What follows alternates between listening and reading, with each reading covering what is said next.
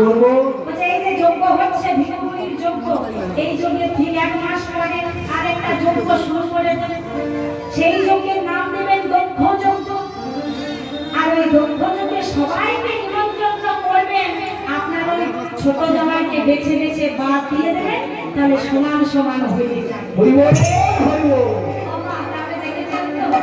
ওই নারদের জন্য দক্ষরাটা নিমন্ত্রণ করলো না শিবকে। এটা বাবা ভোলানাথ কিন্তু ভালো করেই জানে। আবার দেখুন ওই কথাটাই নারদ মুনি যে বলতে এসেছে বাবা ভোলানাথ। ভোলানাথকে যাই না বলতে এসেছে বাবা ভোলানাথ বলছে ও নারদ, তুমি আমাকে এই কথাটা বলতে এসেছো? হ্যাঁ, তোমার বুদ্ধি হয়ে গেলে পরে আমি পাশে চলে আসবো। বলতে কেন? বলছে ও নারদ, ভিক্ষুমুনির ব্রহ্মযজ্ঞে সবাই যখন উঠে দাঁড়িয়েছিল, আমি শুধু বসেছিলাম। কেন জানো? সবাই যখন উঠেছিল সর্বগত পাতাল তরবাল তরবাল করছে, আমি শুধু বসেছিলাম ধর লক্ষণের মতো ধরেছিল। আমিও যদি সেই দিন উঠে যেতাম না, তো সর্বগত পাতাল ত্রিভুবন সেই দিনই ধ্বংস হয়ে যেত। সে কথা কি তোমার মাথায় আছে?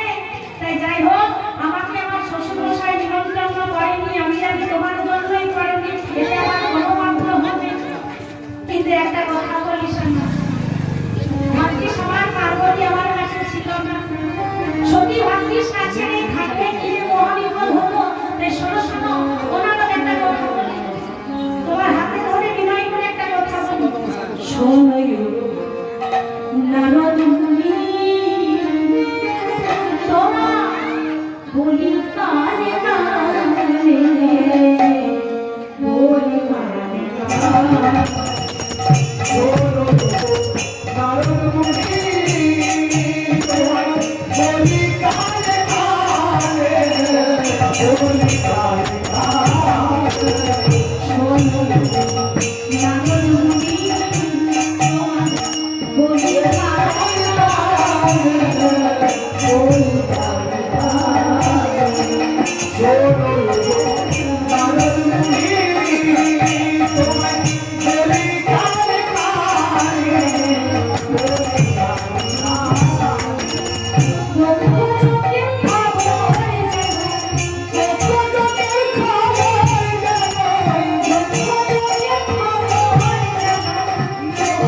কানে কানে, বলি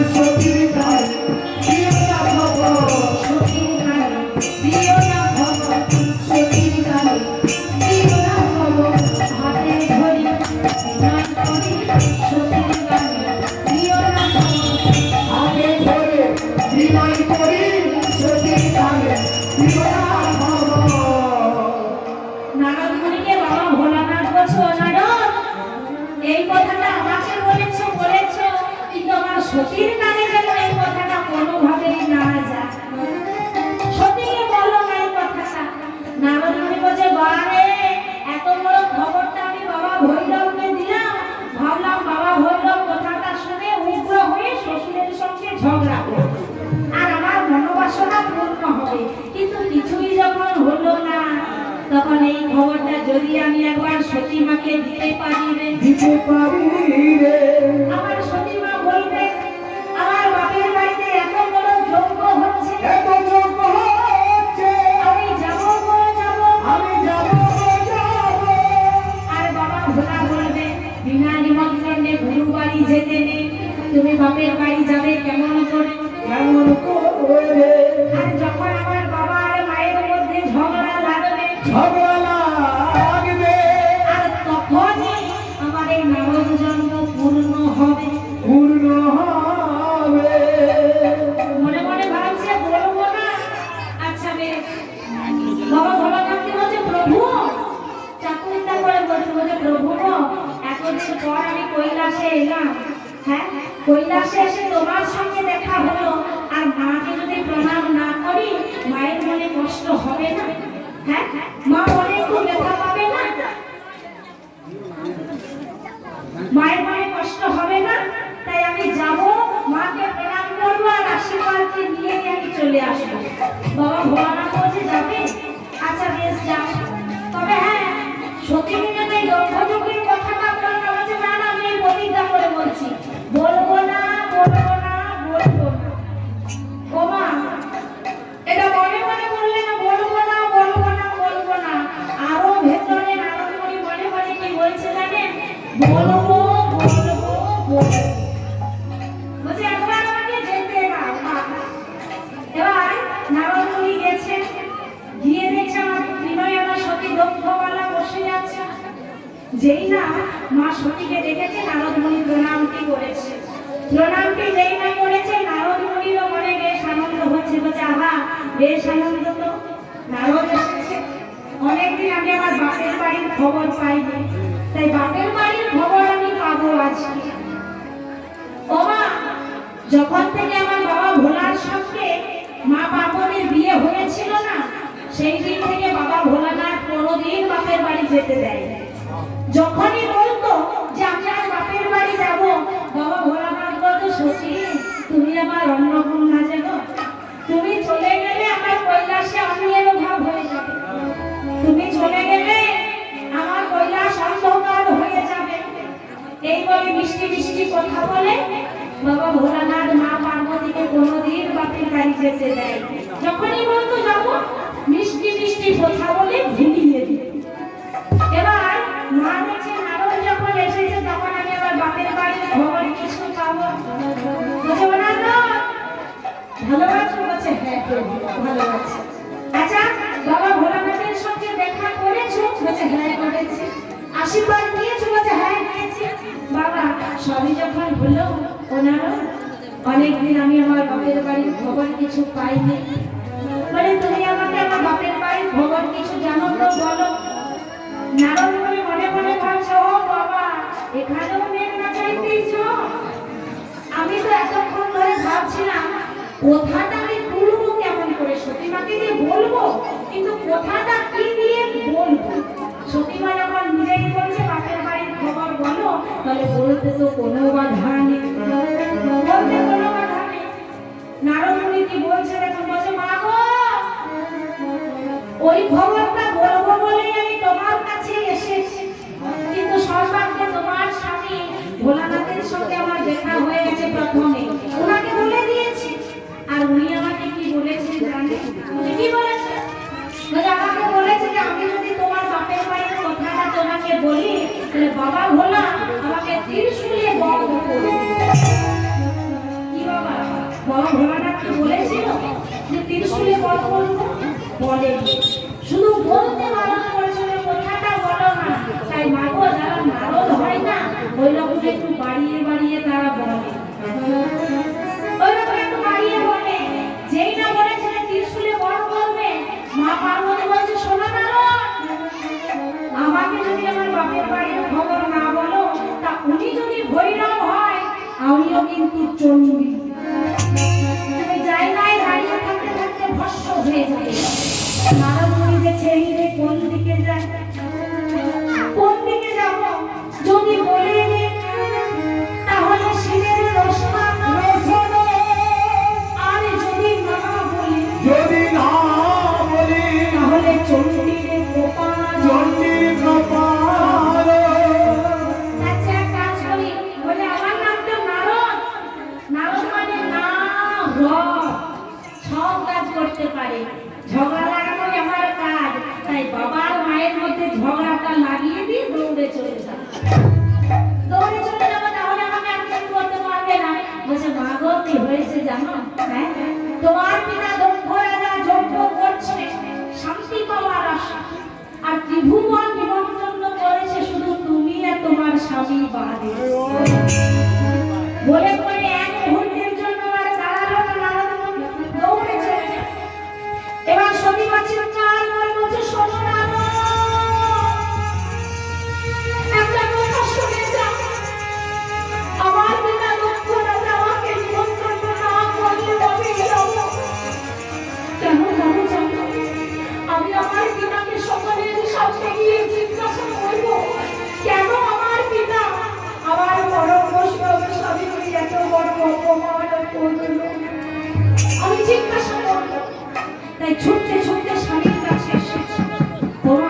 স্বামীর কাছে এসে স্বামীকে অপমান করে নয়, স্বামীর কাছে করজোড় করে নিবেদন করে তুমি বলছে জানে, শোনো গো আমার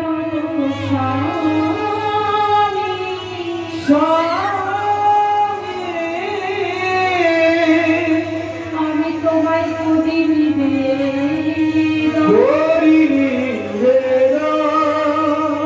পিতার গৃহে যাব আমি, আমায় দাও গো বচন।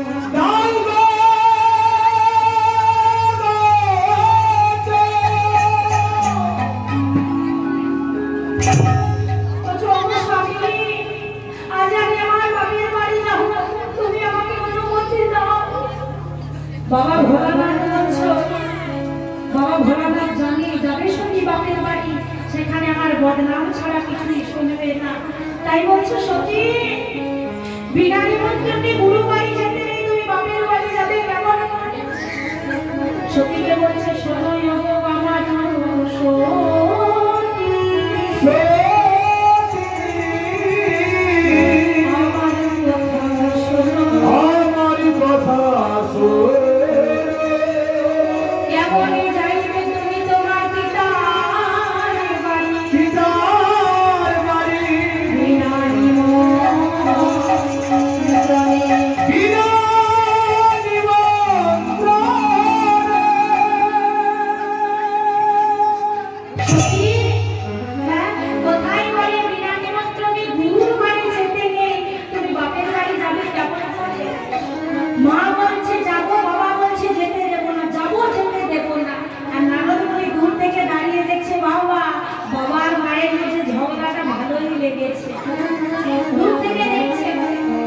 মা বলছে যাবো, বাবা বলছে যেতে দেবো না। বাবা ভোলানাথ বলছে কই যাও দেখি, একটা বাড়াও দেখি। মা বলছে, মা পার্বতী বলছে, স্বামী আজ আমি সিদ্ধান্ত নিয়েছি, যাবো তো যাবো। বাবা ভোলানাথ তখন কি বললেন জানেন? একটা মস্ত বড় ত্রিশূল নিয়ে মা পার্বতীর কাছে দাঁড়িয়ে গেলেন, বলছে কই যাও দেখি, একটা বাড়াও দেখি। মা পার্বতী বলছে, স্বামী এইভাবে আমাকে আটকাতে পারবে না, সিদ্ধান্ত আজ আমি নিয়েছি যে যাবো তো যাবো। বলছে কই যাও দেখি, একটা বাড়াও দেখি। আর মা পার্বতী তখন প্রধান্বিত হয়ে 10 মহাবিদ্যার রূপ ধারণ করলেন, ছিলেন এক, হয়ে গেল 10। কালী, ভৈরবী, তারা, কমলা, বগলা, ধূমাবতী, সিদ্ধবস্তা, মাতঙ্গী, ষোড়শী আর ভুবনেশ্বরী। 10 মহাবিদ্যা যেটা ধারণ করেছে বাবা ভোলানাথ দেখে বলছে কি, আর আমার পার্বতী প্রধান্বিত হয়ে 10 মহাবিদ্যা ধরেছে। ত্রিশূলটা ফেলে দিয়ে পার্বতীকে করজোড় করে বলছে, সতী আর জীবনে বাধা দেব না। করজোড় করে বলছে, ওম সর্বমঙ্গলা মঙ্গলে শিবে সর্বার্থ সাধকে শরণ্যে ত্র্যম্বকে গৌরী নারায়ণী নমস্তে। সৃষ্টি স্থিতি বিনাশায় শক্তি ভূতেশ্বরায় গুণাশ্রয় গুণময়ী নারায়ণী নমস্তে। সৃষ্টি স্থিতি বিনাশায় শক্তি ভূতেশ্বরায় নমস্তে।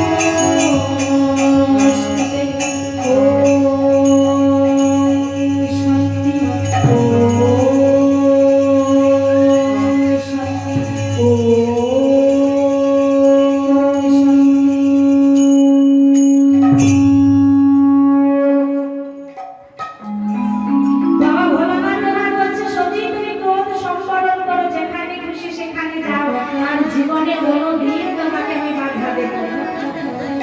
তোমার মা পার্বতী ক্রোধ সম্বরণ করে বলছে, স্বামী হলো সব মিটলো, যখন ভালোই ভালোই বললাম যাবো, তখন আমাকে বললে যেতে দেব না, আজ আজ আমাকে যেতে বলছো।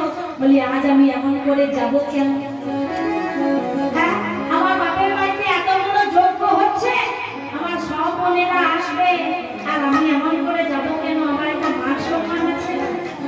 হ্যাঁ, আমাকে কিছু ভালো ভালো শাড়ি দাও না গো, 2-4টে অলংকার আমাকে দাও।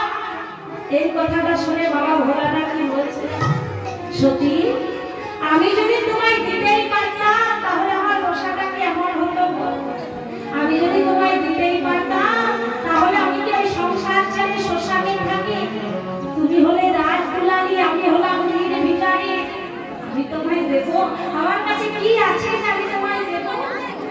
কোনোদিন তোমার স্বামীর দিকে ভালো করে চেয়ে দেখেছো? কোনোদিন তাকিয়েছো? মা পার্বতী বলে তুমি তো ভালোই আছো, ভূত পেতনি সদানন্দ, তার দেখার কি আছে? বলছে কোনোদিন দেখেছো ভালো করে? বলে তাহলে এখনই দেখছি। আরে যেই না আমার মা পার্বতী বাবা ভোলানাথের দিকে তাকিয়েছে গো, বাবা ভোলানাথ কি বলছে জানেন? তৈল বিনায়া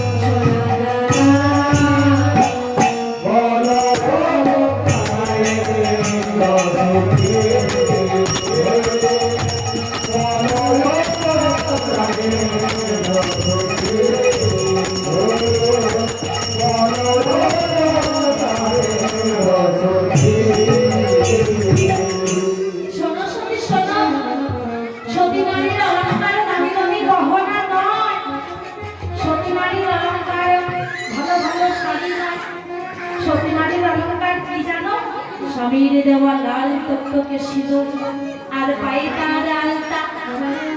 তাই ভগবান তাই না করুক বাবা, কোন মায়ের স্বামী যদি মারা যায় আর সেই মা যদি গায়ে 50 কোটি অলংকার পরে, তা সেই মাকে কি মানায় গো? মানায় না। আর কোন মায়ের যদি স্বামী রূপী অলংকারটা থাকে, সেই মা যদি কোনো অলংকার না পরে, সিঁথিতে যদি সিঁথি ভর্তি সিঁদুর পরে, পায়ে আলতা পরে, তা সেই মাকে তো বড় ভক্তি হয় গো। তাই বলছে শোনো সতী, সতী নারীর অলংকার দামি দামি শাড়ি নয়। ও মা এই যে পায়ে আলতা পরেন, জানেন আলতা কত শুভ? আলতা এত শুভ, ছেলে বলুন মেয়ে বলুন বিয়ে করতে যাবার সময় কিন্তু আলতা পায়ে দিতে হয়, উভয় দিয়ে দিতে হয়, ছেলে হোক মেয়ে হোক। আবার আলতা এত শুভ, আমাদের যখন ভবলীলা সাঙ্গ হয় না, দেবেন পায়ে আলতার ছাপ নেই। তাই সব জায়গায় নিয়ম আছে তো, আপনাদের এই লালবাজার নামপাড়াতেও একটা নিয়ম আছে। হ্যাঁ, আমি আমার দাদুর কাছ থেকে শুনেছি নিয়মটা। আমার দাদু এসেছিল, আমি দাদুর কাছ থেকে শুনেছি নিয়মটা। তবে এখন আছে কিনা বলতে পারবো না। আগেকার যুগে যারা বাপ ঠাকুর যারা আছে আপনারা বলতে পারবেন। অনেকেই আছে। হ্যাঁ গো বাবা, আগেকার যুগে বাপ ঠাকুর যারা কেমন করে টাকা গুনতেন তো? প্রথমে কি বলতেন?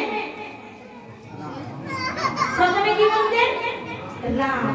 তার মানে নিয়মটা এখনো আছে, এখন আর চল নেই। তাই আগেকার যুগে বাপ ঠাকুররা টাকা যখন গুনতেন, প্রথমেই বলতেন রাম 2 3 4 5 সকালের নিয়মতে। কিন্তু এখনকার যুগে ছেলেরা কি বলে টাকা গুনে গো? হ্যাঁ, বাংলা ভাষাটাই ওরা চেঞ্জ হয়ে গেল। কি বলছে 1 2 3 4 5 6।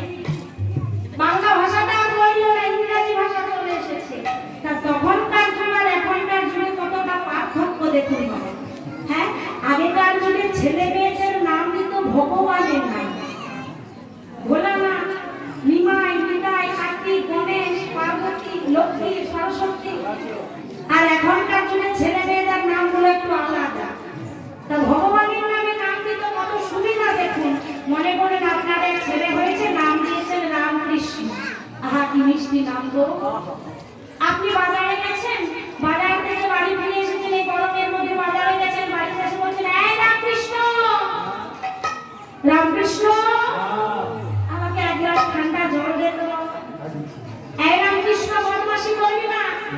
কৃষ্ণ বই পড়তে বস, তাহলে বলুন তো মা, ছেলের নাম যদি, ছেলে মেয়েদের নাম যদি ভগবানের নামে রাখেন, দিনে দুপুরে আপনি কতবার রাম আর কৃষ্ণকে ডাকছেন তার কোনো ঠিক ঠিকানা নেই।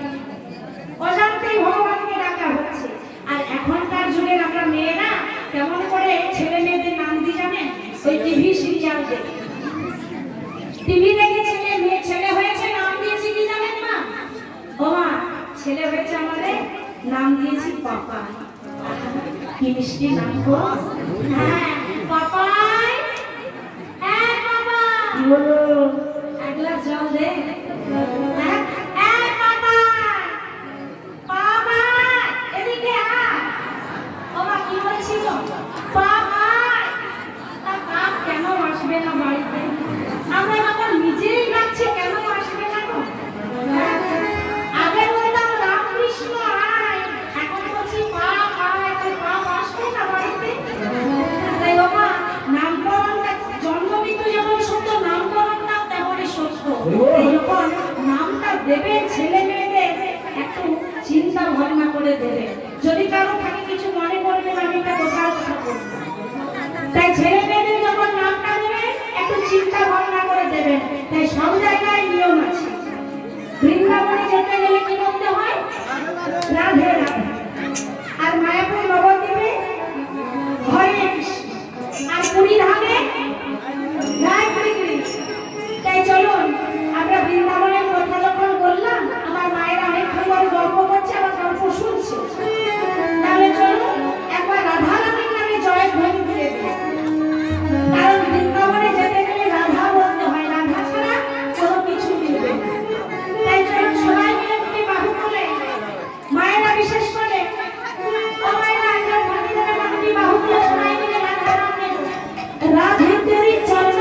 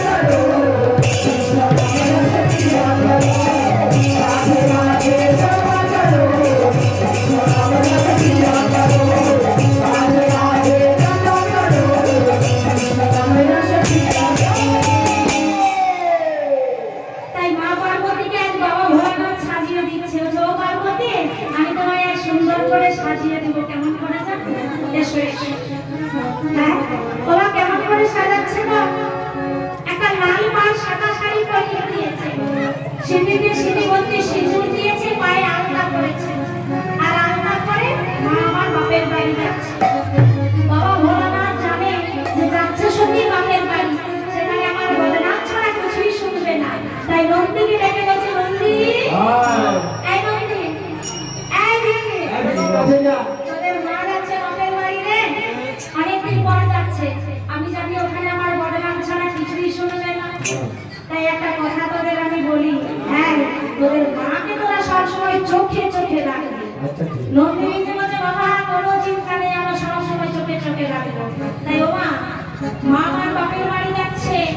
পার্বতী, হ্যাঁ বাপের বাড়িটা যাচ্ছে না, মেয়েরা যখন বাপের বাড়ি যায় ভাবটা তাদের একটু আলাদা। বাবা কি ভাব করো তো ভাগো হ্যাঁ বাপের বাড়ি যাচ্ছে বলে কথা, তাই মায়েরও ভাবটা একটু আলাদা। কেমন করে যাচ্ছে? আনন্দেতে চলেন মা বাপের বাড়ি পথে, আনন্দেতে চলেন মা বাপের বাড়ি পথে।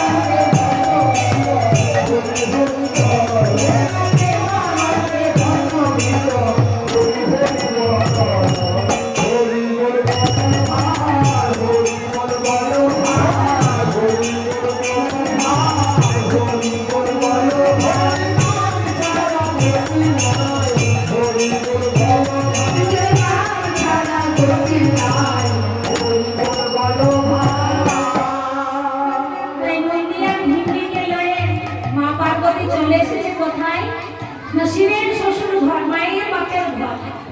কোথায় গো? কম্বল হরিদ্বারে চলে এসেছে। আর এসেছে যেই না লক্ষ্যযোগ্য হচ্ছে বাবা, মা পার্বতীর মা, যার নাম হচ্ছে প্রসূতি। প্রসূতি দেখছে আমার সব মেয়েরাই এসেছে, কিন্তু আমার ছোট মেয়েটা আসেনি। মায়ের মন কি ভালো লাগে? সবাই এসেছে, ছোটটা আসেনি, ভালো লাগছে। প্রসূতি একবার করে দক্ষযজ্ঞে প্রবেশ করছে, একবার করে বাইরে বেরিয়ে দেখছে সতী আসছে। ও মায়েরা, রাধে রাধে। ও মায়েরা, কিসের হাট বসেছে গো? বেগুন গুলো পটল না ভগবানীলাল? ভগবানীলাল হাট। তা কি হয়েছে মা? ও এখন অল্প বন্ধ। মা পার্বতী নেই না, আসছে। সতীর মা প্রসূতি দেখতে পেয়েছে, দূরে আসছে নন্দী আর ভিন্ডিকে লয়ে। প্রসূতি দূরে গিয়ে বলছে, সতী আয় আয় আয় আমার কাছে। কতদিন তোকে আমি দেখিনি, একবার আবার বলে যাও। এই সতী, তুই ভালো আছিস? এই মা, কতদিন পর তোকে আমি দেখলাম, তুই ভালো আছিস তো? সতী বলছে, হ্যাঁ মা, আমি ভালো আছি। এবার সতীর মা প্রসূতি যেই না বলেছে, এই মা, এই সতী তুই এলি, কিন্তু আমাদের বাবা ভোলানাথ আসবে না, বাবা ভৈরব আসবে না। যেই শুনেছে বাবা ভোলানাথ আসবে না, সতী আর চুপ থাকতে পারলো না। বলছে, মা, এমন কথা বলতে কি তোমার লজ্জা হলো? মা, নিমন্ত্রণ করেছো আমার স্বামীকে, কত বড় অপমান করেছো।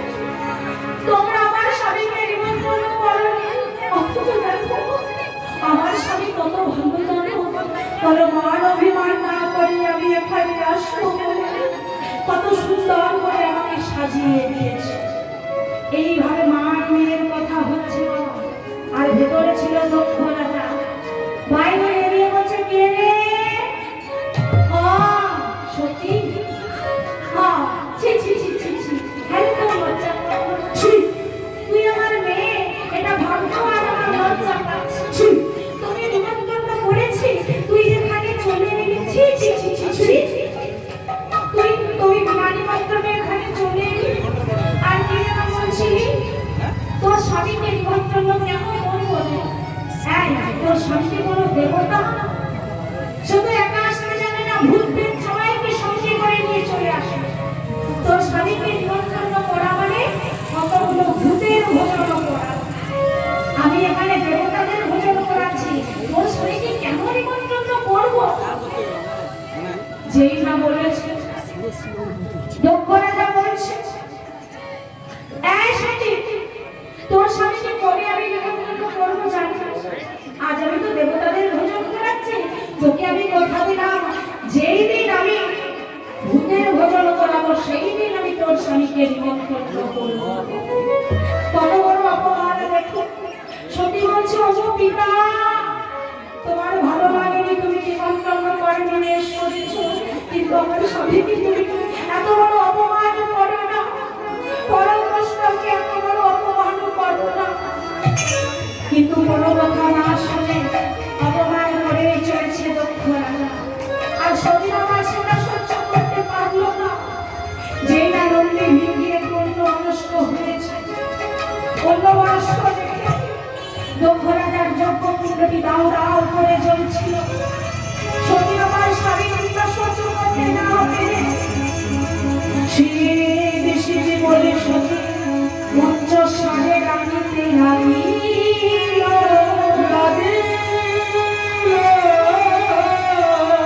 দক্ষ রাজার যজ্ঞ কুণ্ডে সতী আমার ঝাঁপ দিয়ে দিল।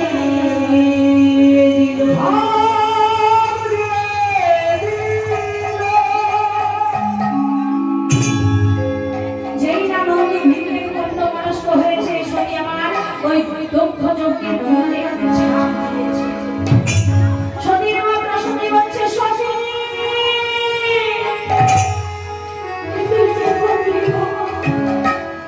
তুই কি করে তোর পিতার কথা শুনে স্বামী নিন্দা সহ্য করতে না পেরে এই যজ্ঞ কুণ্ডে ঝাঁপ দিয়ে তুই দেহ ত্যাগ করলি? একটিবার বাবা ভোলানাথের কথা ভাবলি না? একটিবার তুই আমার কথা ভাবলি না? স্বামীর কাছে গিয়ে বলছে বারবার করে, আমি তোমায় বলেছিলাম আমার ছোট মেয়ে বড় অভিমানী, আমার ছোট মেয়েটাকে তুমি অপমান করো না।